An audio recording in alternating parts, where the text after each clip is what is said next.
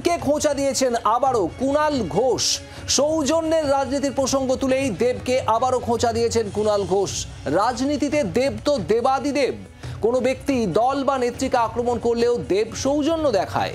দেবকে কেউ আক্রমণ করলে তখনই দেব মুখ খোলে। দলের উচিত এটা বিবেচনা করা। শুভেন্দুর পোস্টের পাল্টা জবাব দিয়েছেন দেব, আর সেই প্রসঙ্গেই মন্তব্য কুণাল ঘোষের। দেব সৌজন্যের রাজনীতি করে, ফলে দেবকে কেউ কোনো আপত্তিকর আক্রমণ করলেও দেবের নীতি হচ্ছে মেরেছ কলসির কানা তা বলে কি প্রেম দেব না।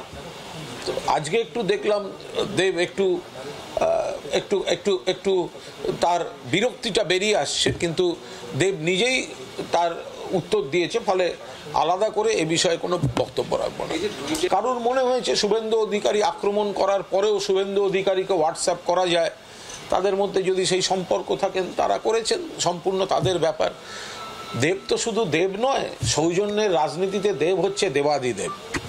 কোনো ব্যক্তি যখন মমতা বন্দ্যোপাধ্যায় এবং দলকে আক্রমণ করে, কুৎসিত ভাষায় আক্রমণ করে, তাদের সঙ্গে সৌজন্য দেখাবো, আর যখন ইটটা আমার গায়ে আসবে, কাদাটা আমার ঘাড়ে আসবে, তখন আমি আক্রমণ করব, এটা বিবেচনা করা উচিত। বাংলার আওয়াজ, বাঙালির আবেগ, জি 24 ঘন্টা।